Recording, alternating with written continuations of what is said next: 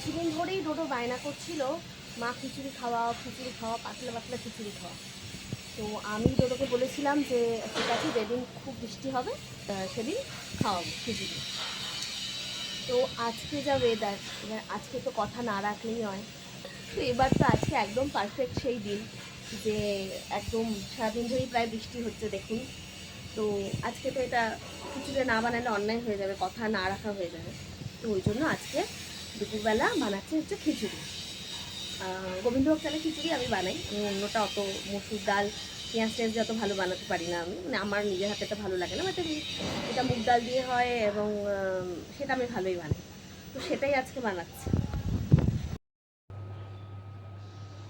তো এই যে এখানে বসে গেছে আমার খিচুড়ি, দেখুন সব রেডি। এবার এটা মোটামুটি ফুটলেই হয়ে যাবে খিচুড়ি। ডোডো তো ভীষণ খুশি হবে, আমি জানি। টিরও ভালোবাসে খিচুড়ি খেতে, তবে ও আবার একটু শুকনো শুকনো মাখা মাখা খিচুড়ি ভালোবাসে। এক একজনের এক রকম পছন্দ আমার বাড়িতে। যাই হোক, ওই মিডিয়ামটা রাখবো, না বেশি পাতলা না বেশি শক্ত। তো এই তার মাঝখানে পড়ে গেল এখানে ঘি। আমার খিচুড়ি রেডি।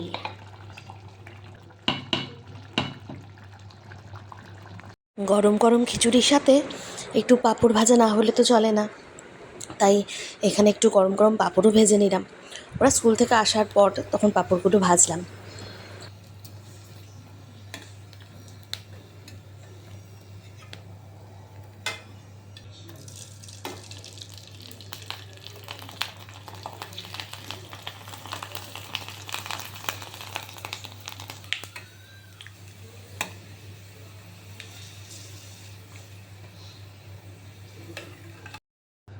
তো এই আজকের লাঞ্চ, গরম গরম ধোয়া ওঠা খিচুড়ি আর সাথে পাঁপড় ভাজা।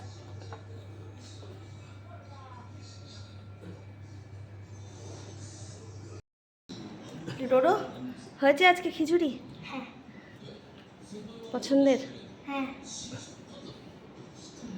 ডোডোকে প্রমিস করেছিলাম যেদিন বৃষ্টি হবে সেদিন খিচুড়ি খাওয়াবো। তো এই এটা ভালো হয়েছে খিচুড়িটা, খাও।